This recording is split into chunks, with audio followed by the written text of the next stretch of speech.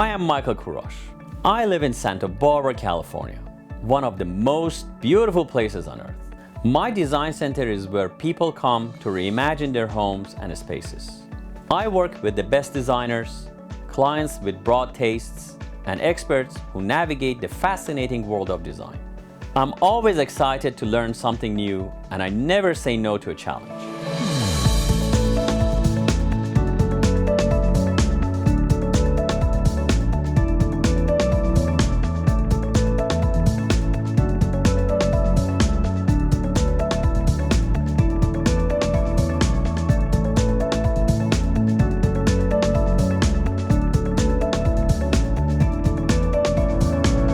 This is Design Santa Barbara.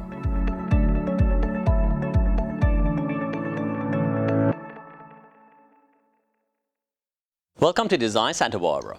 I'm Michael Kourosh, and today we are excited to be in Santa Barbara Design Center talking with Maureen McDermutt of Sotheby's International Realty.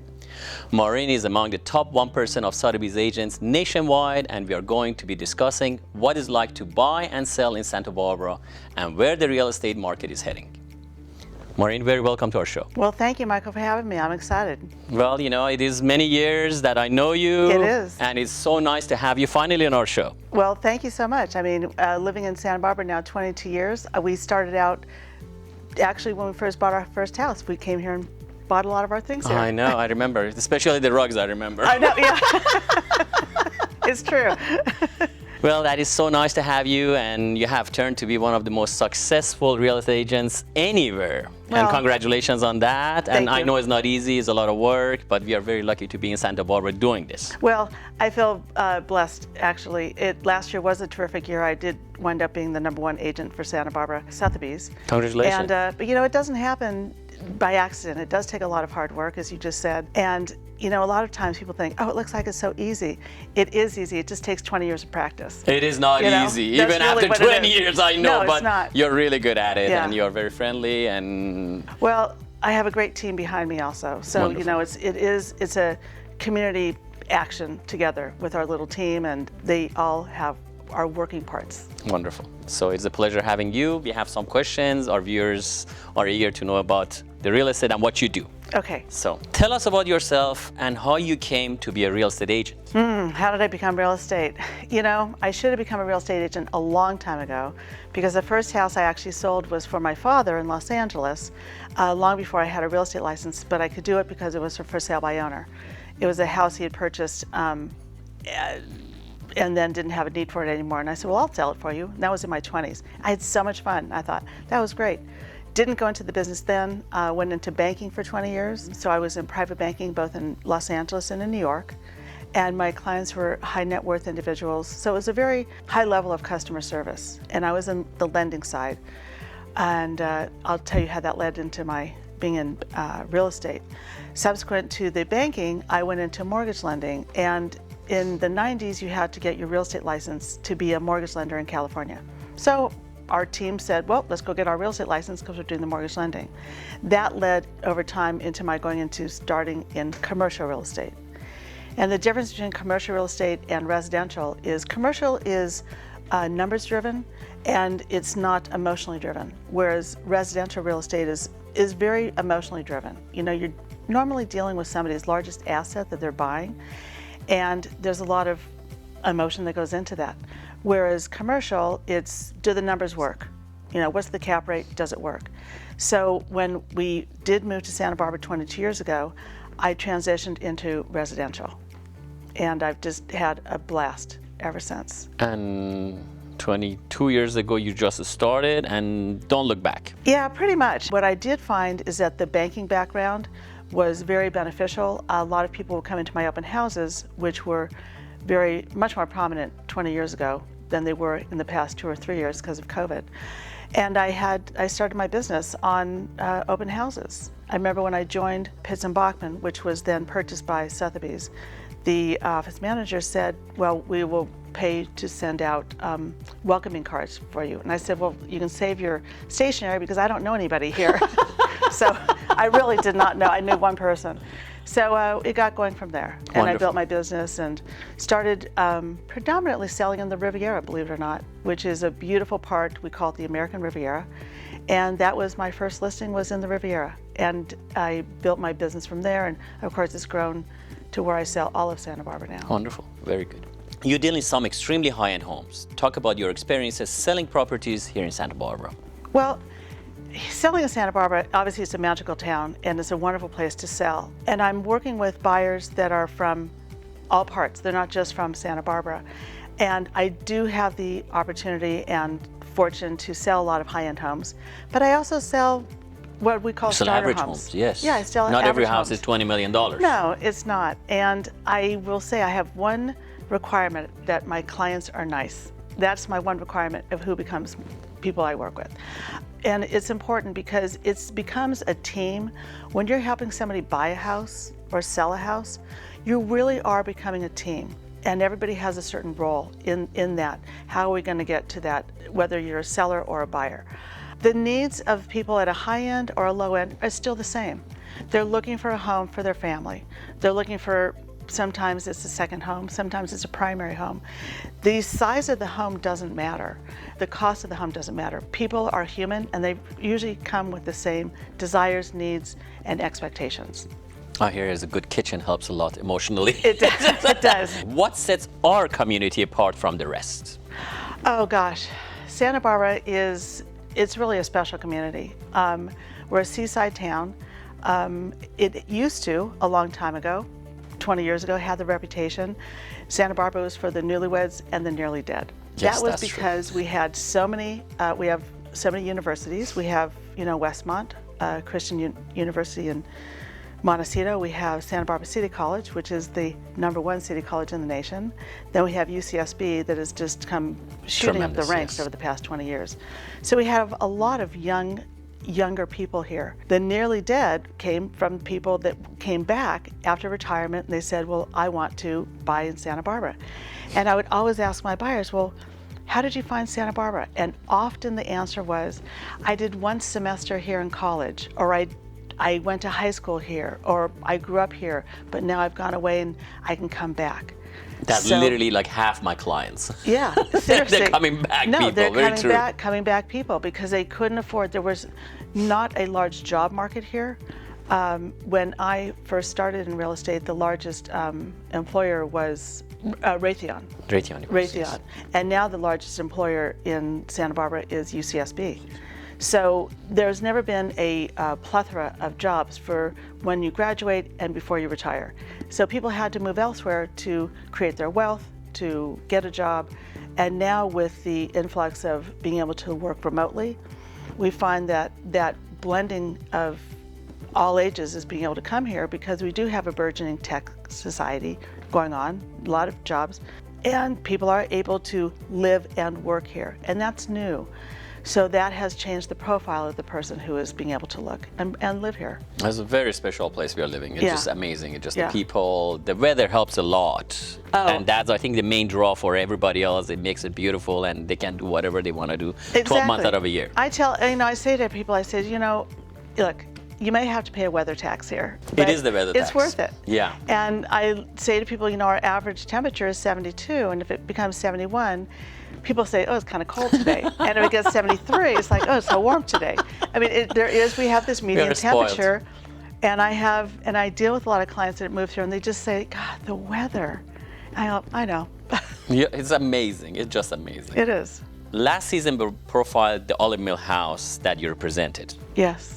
Can you share some details from that project? Oh, I can. I have to say, in my 20 years, and goodness knows how many houses I've sold, that actually was one of my most favorite houses. And the reason why is because Olive Mill Road was named after that house. It was one of the original houses in Montecito, and it was originally an olive mill in 1893, and then was converted to a residence in 1905. So the fact that I was able to represent the seller and in a house that to me is so significant to Montecito was really a pinnacle for me in my career. It was nice. I was brought into the project. It did unfortunately suffer a little bit of debris flow damage, mostly on the landscaping on the property. So I was brought in when they're about 90% finished with what they had, re-landscaping and painting, etc. And I wanted to just honor the owner and honor the house. Nice. So I really focused on the provenance of the house, and it was presented in a beautiful fashion. It was a beautiful home, I remember, and the landscaping was very nicely done afterwards. Yeah, and no, it was. Beautiful. We did enough to give a potential seller, and the buyer is thrilled, and I'm really excited to see what they do.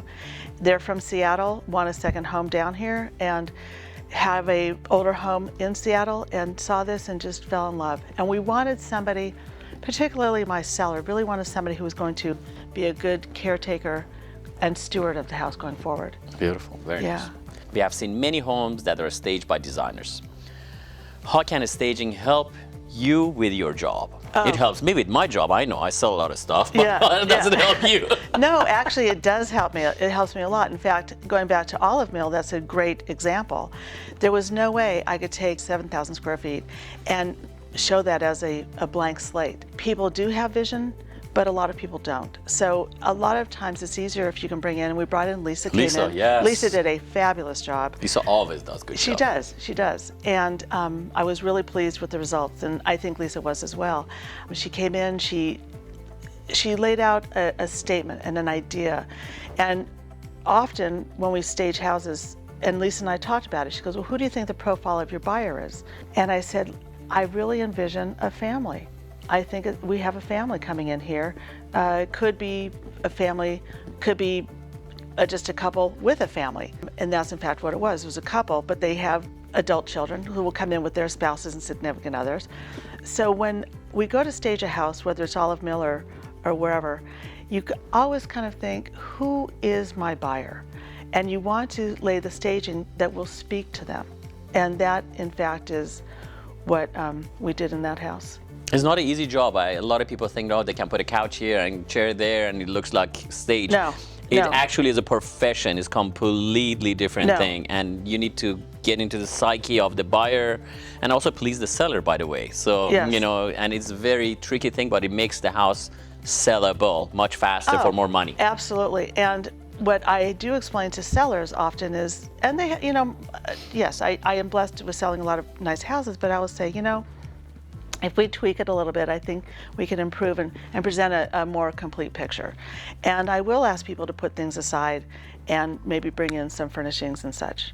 Very nice. Thank you. So I have a lot more questions. Stay tuned. We will be right back with more Design Santa Barbara after the break.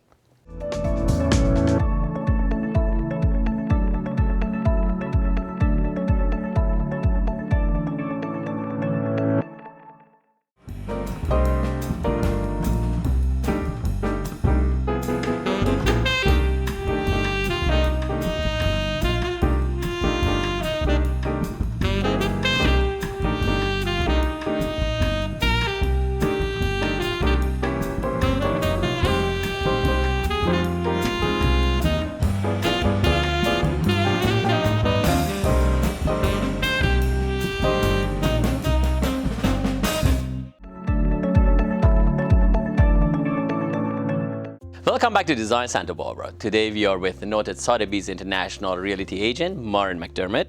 Maureen, thank you for being here. I appreciate you as a friend, as a client, and not as a TV show star. Here you are. We have some questions for you, and I would appreciate it. Me and the viewers would love to know. What is the #1 piece of advice you offer to your buyers and sellers? Oh, great question, particularly in this market. Let's start with sellers. Yes. Sellers think, wow, I hear the market's really hot and everything is great and things are just flying off the shelf. You know, let's just put it on the market. And you know, that is true. Things are moving quickly, but preparation is always 80% of the job, and then the execution is maybe 20%. And you have to do the preparation first. So for any seller that's looking to sell their house, I would say, you know, we always forget when you've lived in a house for a while that you don't notice the scuff marks on the wall, or you don't notice that maybe the door frame needs a new fresh coat of sanding or some paint. So what I would do is I would always walk your house first before you even consider going on the market. I always encourage people to get a pre-home inspection, so that, and get your pest inspection, get your inspections done up front.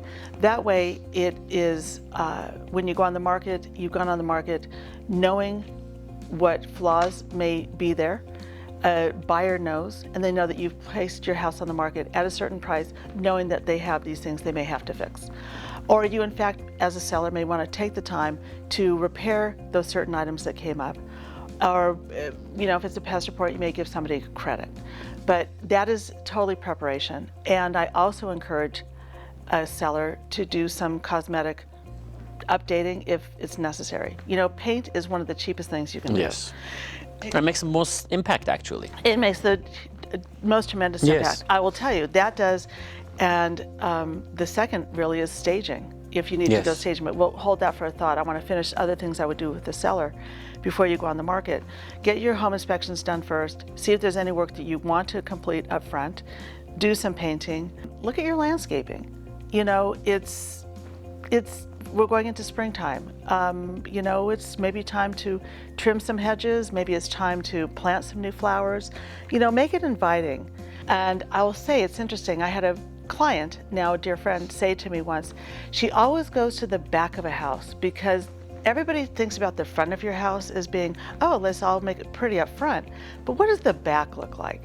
And if the back looks as manicured as the front, i.e., are the gardening tools put away correctly and is everything nice and tidy, it gives you an indication that somebody does care about the complete picture. And I thought that was always interesting. Wow. I never forgot that comment. But those are the things I would encourage the seller to do. Do your homework up front, do your pre-inspection, do your work. And I do that with all of my clients. I walk through and I say, house is great. I think we can take it up a little bit more of a notch. And normally I see what a buyer will see. Although I do a lot and have a lot of listings, I also represent buyers. So when I go into my listings, I can tell them what a buyer is going to be looking for. And I look at a house as a buyer is going to look at it. And those are the items that I highly encourage my sellers to fix. And how about the buyers? The buyers. So now we have buyers. So buyers have been in a difficult spot the last 2 years. We have had very low inventory. We continue to have low inventory. And we have high demand. So the best way a buyer can prepare themselves is to first, and I do this, when somebody isn't from the area, or even if they are and they want to buy a new house, I drive in the neighborhoods with them so that they understand where they possibly want to live. And it's more about deleting the areas you don't want to live and focusing on the ones that you do. So now we've identified where a buyer wants to live. We then can go, and I encourage them, if they're going to be getting a loan, get your pre-approval letter. Don't just get a pre-qual, go get pre-approved.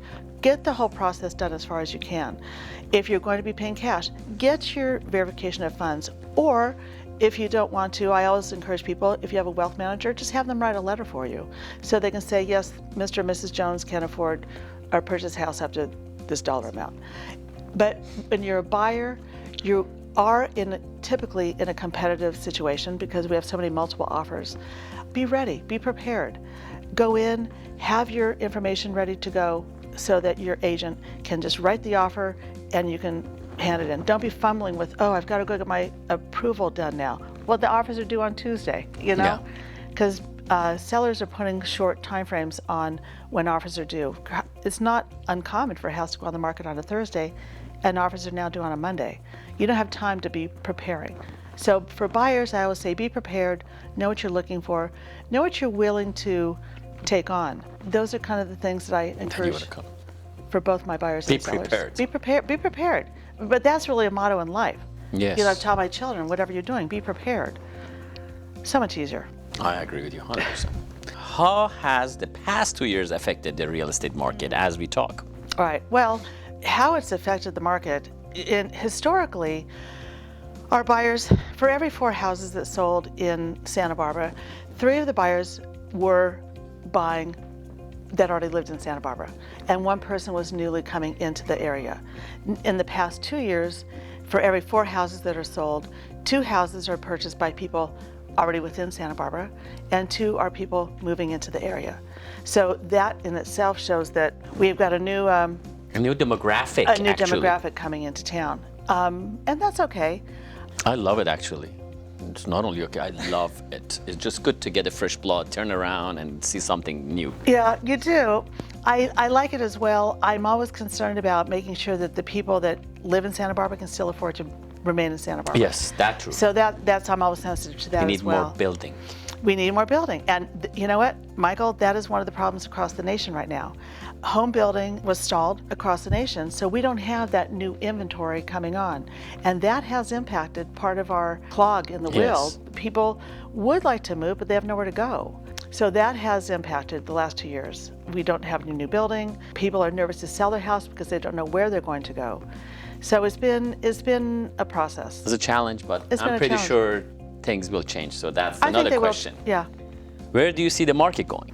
Where I see it's going, it's interesting. I have read a lot of reports that say they believe this market is going to continue, listen to this, until 2024 because of the lack of inventory, and the demand will not be absorbed until 2024. Wow. And we do have, I know, I can't believe it.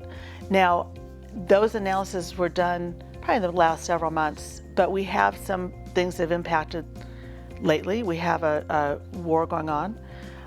We have inflation. We have interest rates are rising. So those are some factors that I think are going to slow down the market. You know, people buy by payment. They don't buy by price of a house. You know, not everybody pays cash.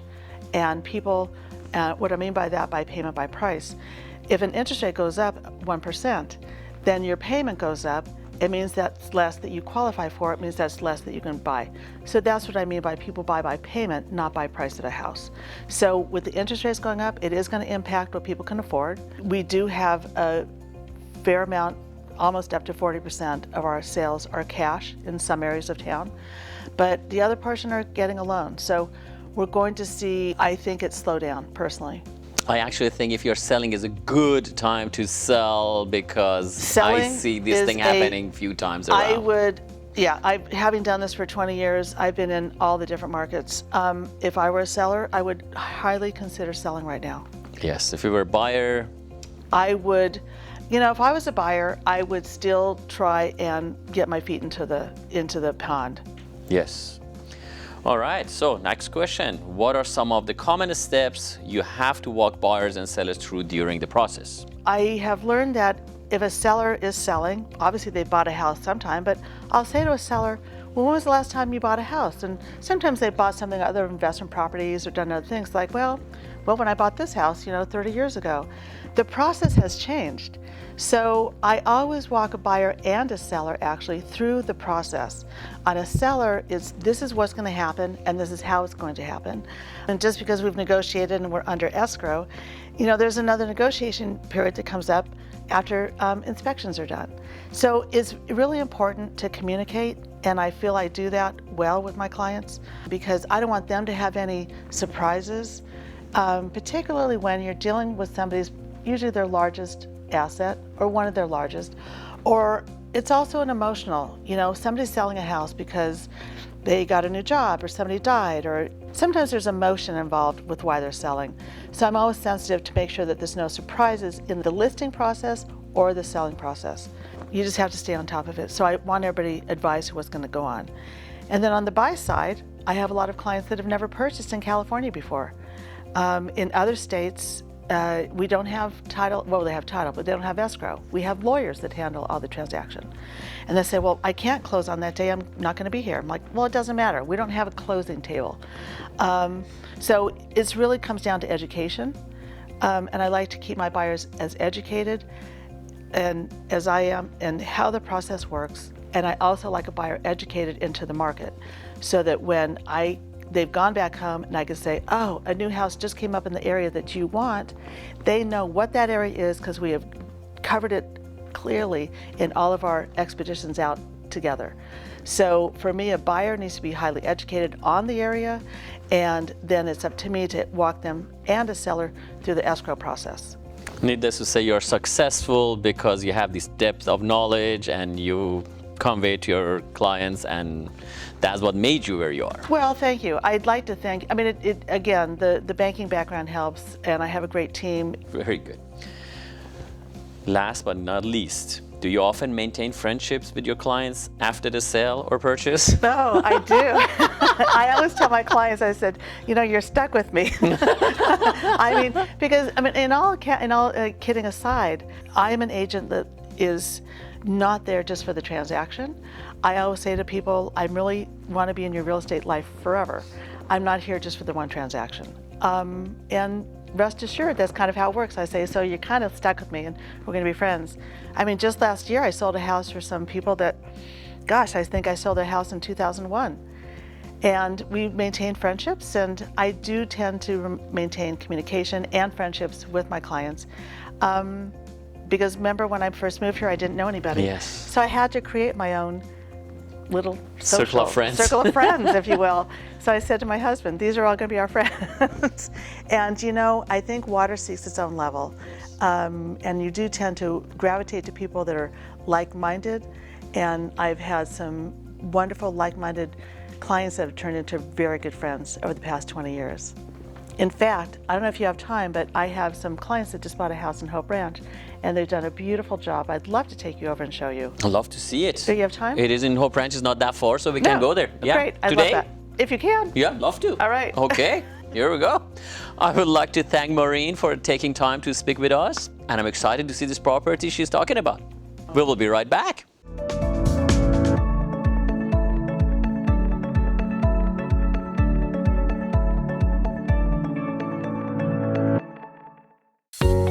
We live in one of the most beautiful locations in the world. I've raised my kids here. I love it here. What we offer at Santa Barbara Design Center isn't just furniture.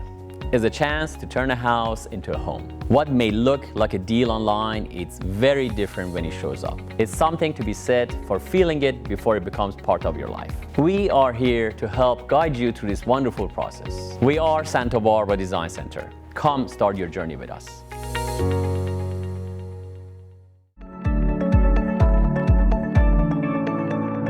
Maureen, thank you very much for taking us on this beautiful tour out of the store. You're welcome. And this is the house that one of your clients has for sale and hired you to sell it. They have, and I'm so excited to show it to you. They finished an amazing remodel. It's been transformed, and I'm really excited for you to see it inside. I would love to see this house from inside because it's my fourth time I come to this house. And so you'll see the different transformations. Love to see the transformation and how it looks up.